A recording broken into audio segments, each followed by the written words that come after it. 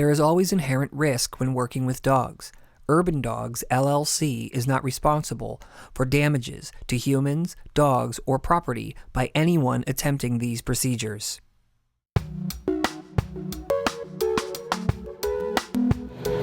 Most dogs will react at something at some point when on leash. It may be out of fear, frustration, or excitement. Seeing as dogs are contained by equipment that prevents their flight response to stress and fear, many dogs will react by lunging and barking at a variety of stimuli, simply due to their limited options. Knowing if your dog is fearful or frustrated is crucial for addressing the reactivity properly. However, the process is basically the same.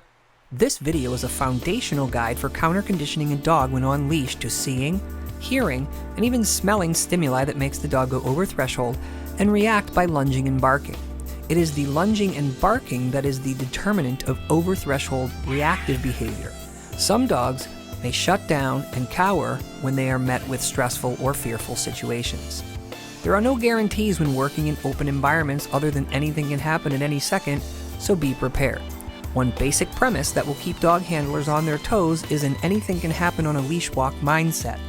The take-home is this: the better prepared the humans are, the better the outcome for the dog, hence less stress for all involved.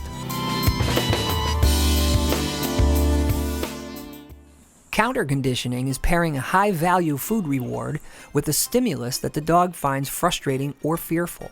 The reward has to be delivered after the appearance of the stimulus, as soon as the dog orients to it in some way. This creates the prediction of good things. The cumulative effect is a dog that will start to disengage based on the stimulus appearing and thus predicting the reward.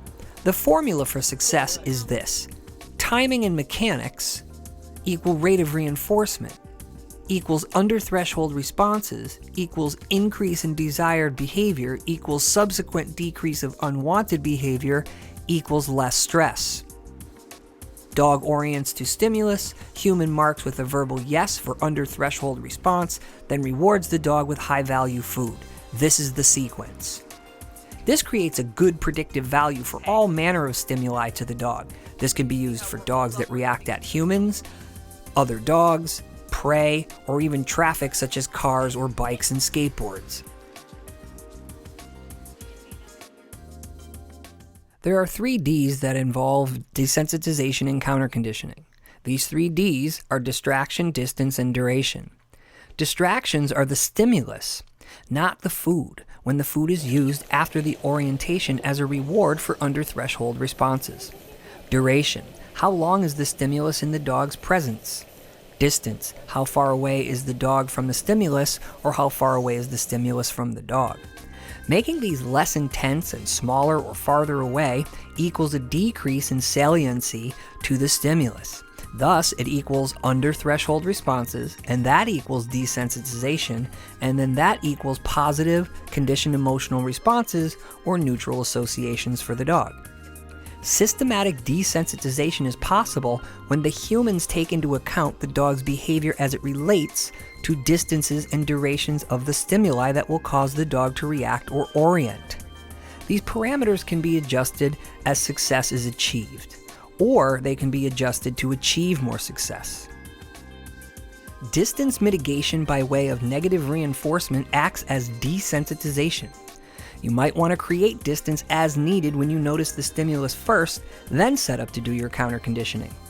Using food rewards and distance both or at once and as needed to pad fear and frustration is also advised, meaning do not just stand there. Either gain distance and avoid the rehearsal of over-threshold behavior, or gain distance and set up and deliver a reward for an appropriate response at an appropriate distance. When possible, take advantage of the environment and create distances as needed for your success. Many times, an increase of distance is exactly what is needed to have successful counter-conditioning trials. Antecedent interventions are using the environment to your advantage. This means the use of things such as cars, trees, partially blocked sight lines, etc. to decrease the intensity of the stimuli that causes the dog to react. This will help in lowering the saliency of the stimuli, and in many cases may be just what is needed to have success for your counter-conditioning. What not to do. Do not punish or flood the dog. Punishing means to add in verbal scolding, hitting, choking, leash jerks, shock collars, and any other form of pain, fear, or startle to reduce unwanted behavior.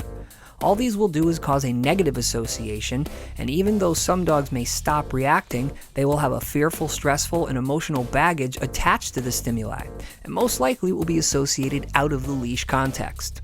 Example: a dog is repeatedly scolded and choked when he barks at children. Then when off-leash or on-leash around children, the dog is fearful and cowering, or still barking. Flooding is keeping the dog in close proximity to stimulus, or intentionally putting the dog in situations that are known to be too stressful. This is damaging and can set the progress back months or years. Dogs generalize fear very easy.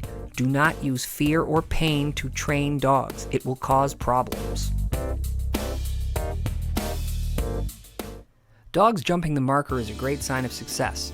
This means that the dog has figured out that the stimulus predicts rewards. Before you can get the marker out, the dog has spotted the stimuli and then immediately turns and looks for a reward. This is great when this happens because the dog is figuring out the game. Dogs start to do self-disengagements, and the stimulus acts as a cue to disengage. This self-disengagement is usually followed by continued scent detections, looking for the reward, or moving along in the opposite direction of the stimuli.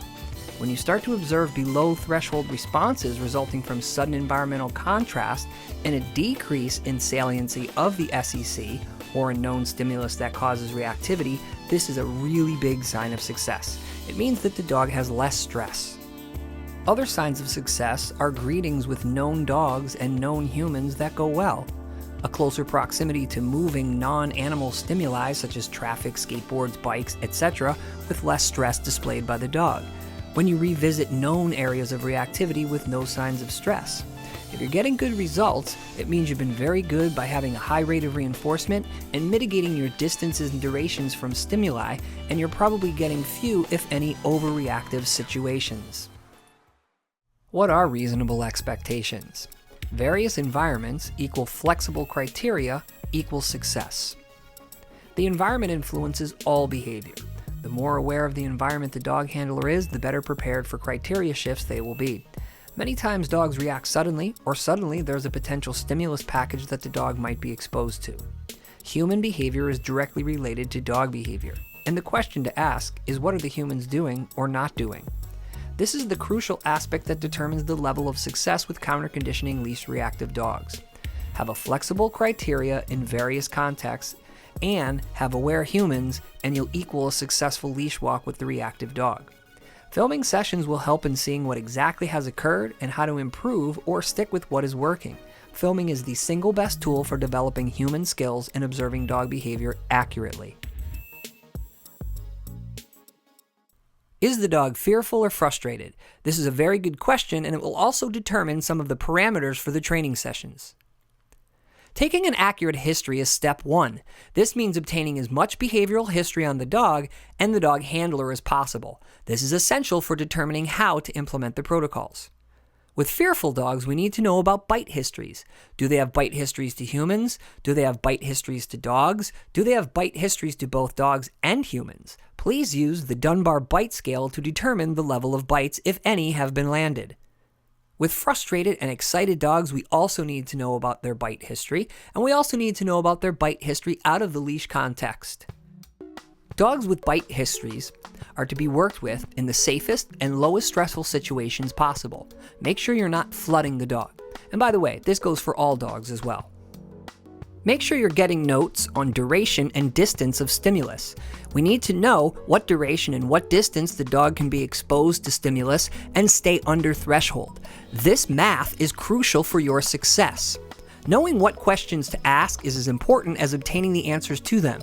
If you're serious about counter-conditioning leash reactive dogs, you'll need to learn how to take an accurate behavioral history. The mindset to have when you're working with leash reactive dogs is one of a guide or a referee, and the game's objective is to keep the dog under threshold with as little stress as possible associated to the leash walk in general, and especially in the event of a counter-conditioning trial.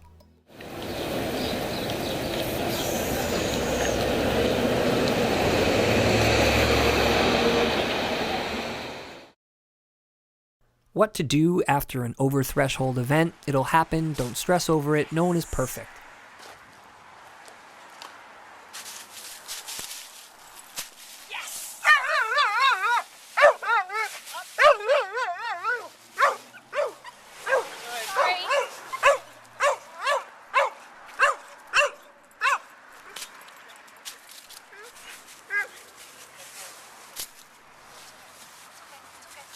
If the stimulus has passed or the dog has passed, reassure your dog they're okay, good boy, good girl, etc.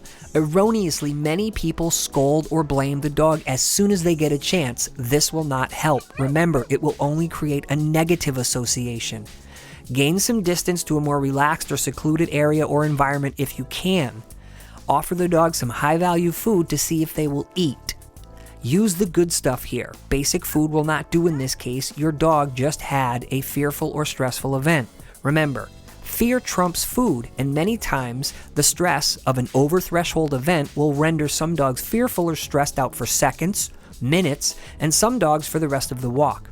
If they're not eating, it's a sign they're still stressed and they're concerned about their safety.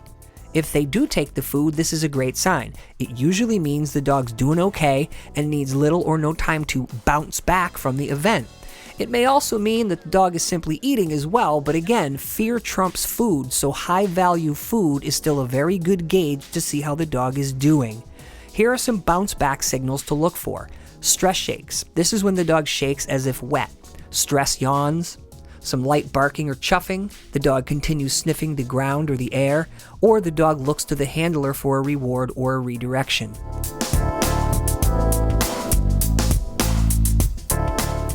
It's best to think in terms of percentages, not perfection. This lowers your disappointment level. It also gives the dog and the humans flexibility. There will be times when your criteria crashes and things all pile up, such as not enough distance, too much duration, and the dog will react and go over threshold. This is okay as long as it's only happening now and then, maybe 5 to 10% of the time. Focus on human behavior and the environment.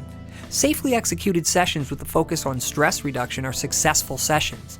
Even if there are no sightings or one or two and they go very well because the environment was in your favor, fine. Cherish these moments and do your best to add up why they were successful. It's probably because you changed your behavior and thus the dog did better. When you decide to set up sessions and orchestrate the sightings, you will have the opportunity to move criteria to more challenging levels or to shift things as you are orchestrating the session to get better results. When you're walking a dog and it's simply the daily dog walk, keep your eyes and your ears open and be ready to execute the procedures. Keep the focus on your behavior in the environment. Train and or manage, but do not just stand there. Counter conditioning is a lifetime of events, and you'll have endless chances to get better and improve. You'll have chances each day to practice counter conditioning not only when the dog is on leash, but in general, as counter conditioning can be used for all areas of the dog's life where fear and frustration are part of the context. Always train safe and film as much as you can. This way you can see what you did well and what you need to improve on. Remember, counter conditioning leash reactive dogs is a lifetime of events in a day-to-day endeavor. There are no overnight magic tricks.